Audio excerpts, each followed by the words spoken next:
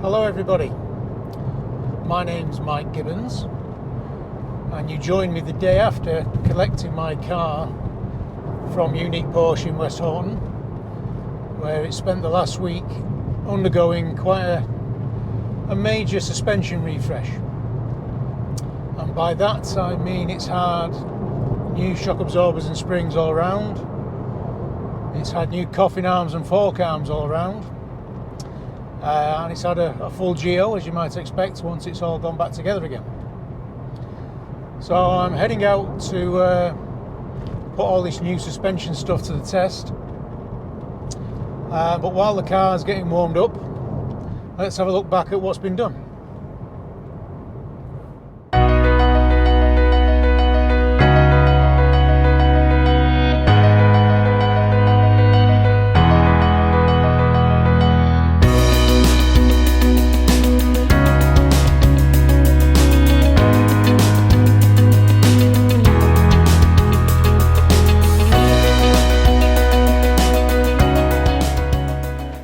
So my car's done just over 62,000 miles, and as far as I'm aware all the suspension components are original. And while the driving experience is by no means disastrous, I was starting to feel that things were getting a little bit loose, particularly at the back end. And I've been thinking about doing the suspension refresh for 12 months or more really, but decided to stop thinking and start doing, and finally got the car booked in to have the work done.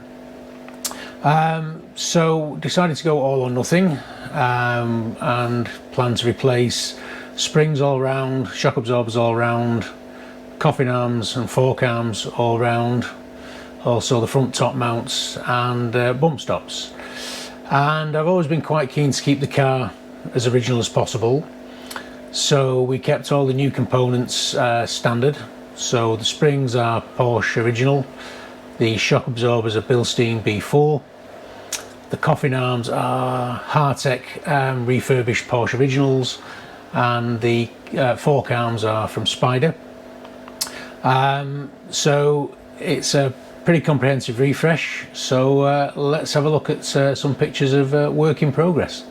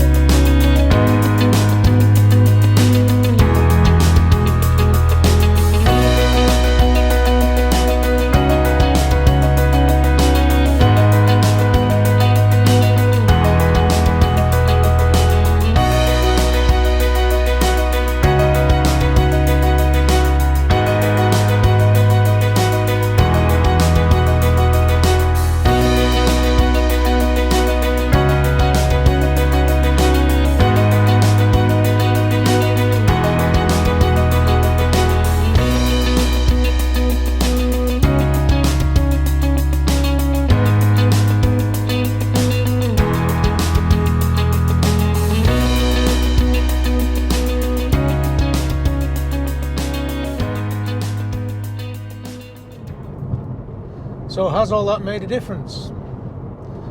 Well, let's find out. So we're finally sat in the car outside Unique Porsche, ready to take it for the first drive with the new suspension. Let's see what we find.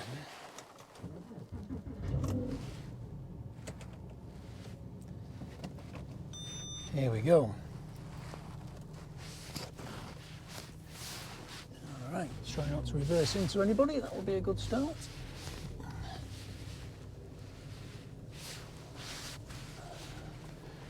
Go backwards, almost back into the workshop. I don't think there's a problem, but obviously there isn't. And off we go.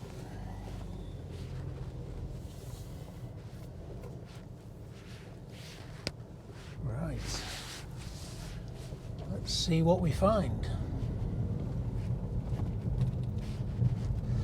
Well, I can tell straight away that the steering feels a little bit more precise.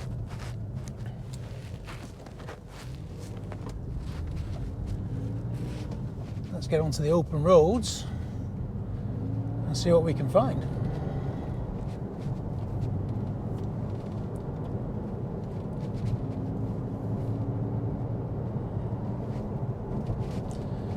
Well, I have to say that almost instantly it is much less sort of noticeably crashier over little lumps and bumps, and that's in the first few hundred yards. So this next road we're about to turn right onto has a few lumps and bumps and potholes on it. Obviously avoid the potholes. Let's see what we find along here. So, onto a bit more of a main road now.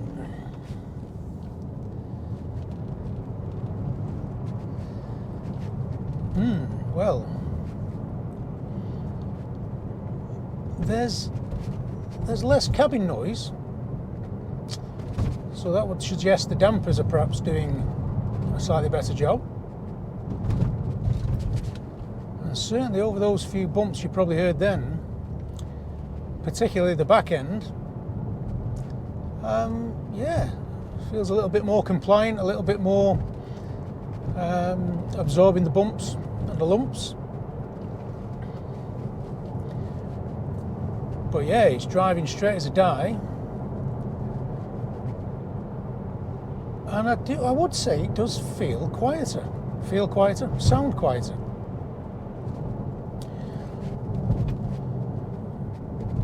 I guess we need to get it onto a bit more of an open road to see what it's really like.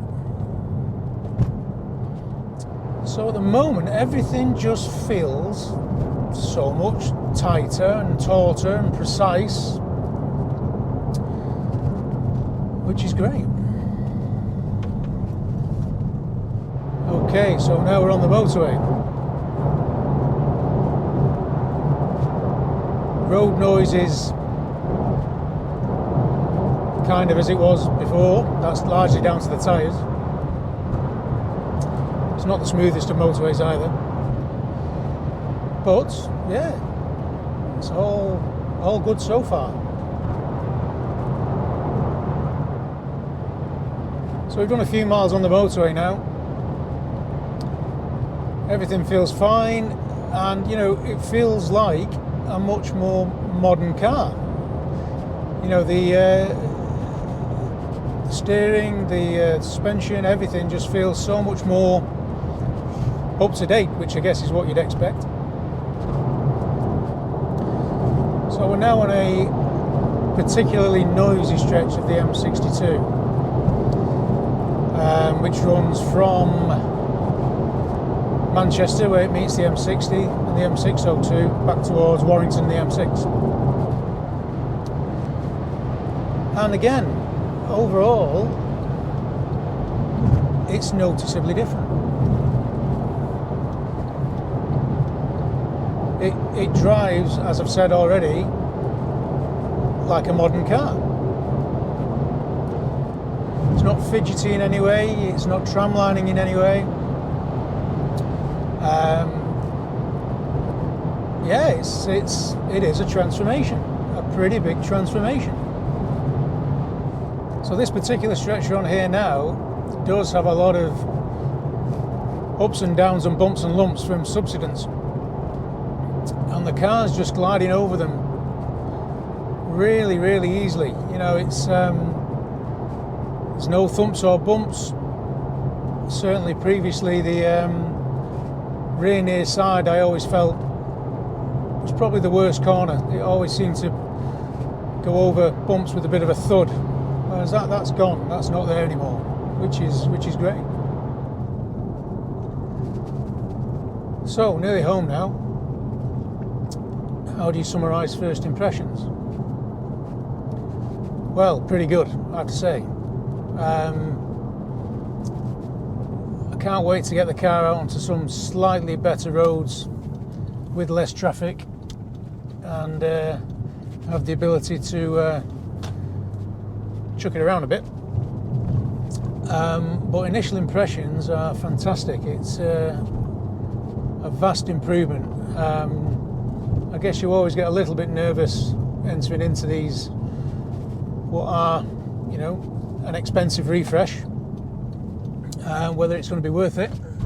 And initial impressions are that it's certainly been worth it. So when I get a chance, we'll be out on some better roads and we'll continue the story.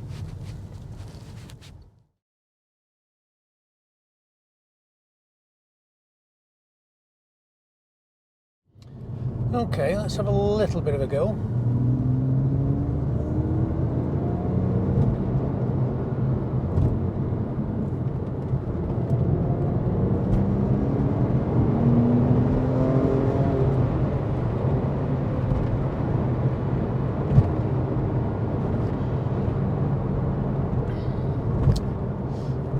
Well, turning into that bend was excellent. Just turn the wheel and it goes where you want it to go. What more could you ask for? So I've done quite a bit of driving in normal mode now, and it's great. It's a vast improvement. So probably about time we tried a bit of sport.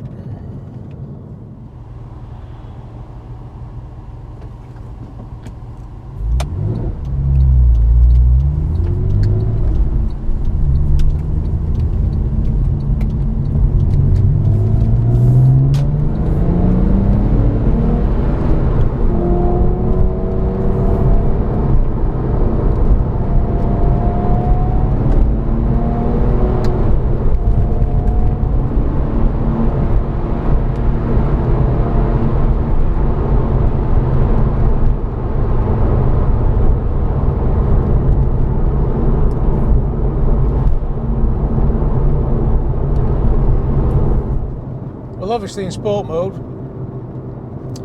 things are firmed up a bit, so to speak. So feeling a few more bumps back into the cabin, but nothing that's jarring or shocking or anything like that.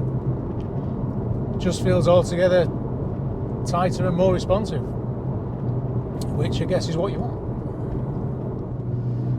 Let's see what this stretch is like.